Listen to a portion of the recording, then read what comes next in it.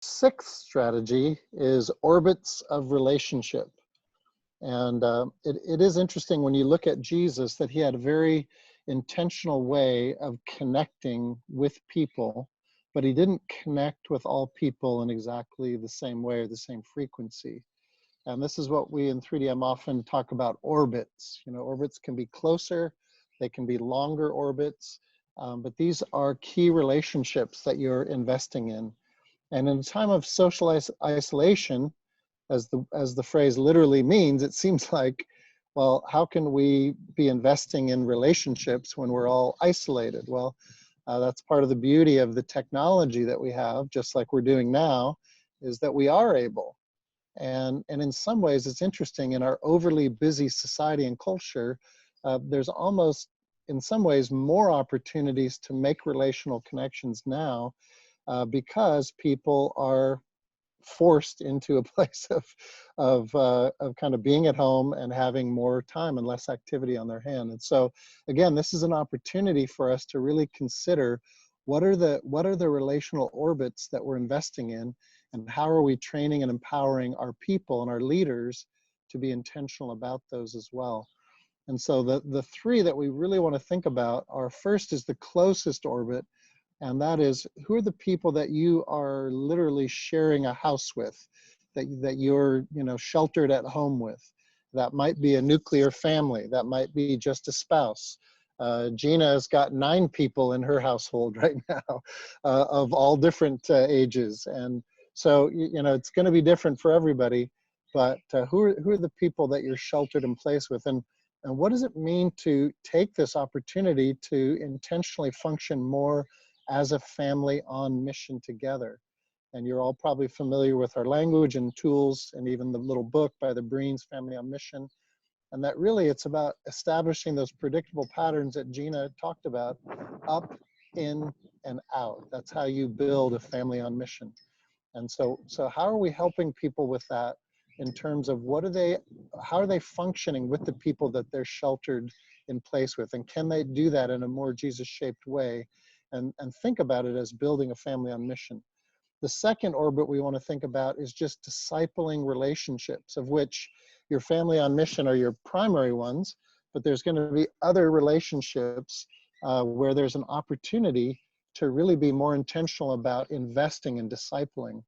And this is a time when people are more open to joining small groups maybe than ever before, because they're stuck at home and they have time and they're kind of longing for more connection. And so what a great time to invite people into online groups. And they don't necessarily have to be called huddles, but they can have the process of kairos identification and the processing of, what is God saying to me? What does he want me to do about that? There can be an intentional discipling culture that you start to apply to that. And so there's some resources. We've got books like Jesus Shaped Life, which is a very accessible book that you could have some small groups led around that. We've got a free PDF guide for a 12-week kind of study of that you could do in small groups. Same thing with Empowering Missional Disciples. Caesar Kalinowski has that great book, The Gospel Primer, which is a great way to kind of train and equip people on how to live and articulate the gospel. So lots of resources that could be used there. The third one that we want you to think about is just extended missional family, oikos. And maybe this is a thing where you could gather people by their neighborhoods or by their networks. You could, identify your leaders geographically or using other kind of networks, and ask them to invite in a gathering of people that they could start to connect with as spiritual family. In fact, Matthew Kaliba is on the call from Fernie. He was just telling me that they've done this where every member of their church has been identified under a different leader within the church, and that leader is connecting with them in different ways.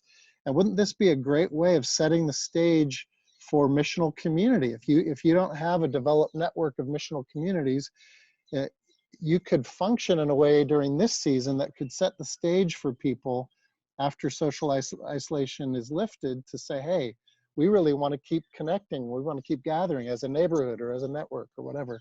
So what a great opportunity to do that. And to think about it missionally, even like things like Alpha has gone completely online.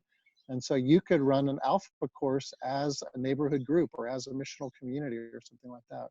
So lots of ways, just thinking about how are you being intentional about continuing to build the relational orbits that are going to help reinforce and develop a discipling culture. It's good. I think that helps remove the pastor from being at the center, or the senior leader from being at the center, because you're really dispersing ministry out to the edges where everybody gets to engage in ministry, and really, and during this time, elevating the shepherds, right? Those that are really good at caring for their people, that now they have people to really to care for. It's great.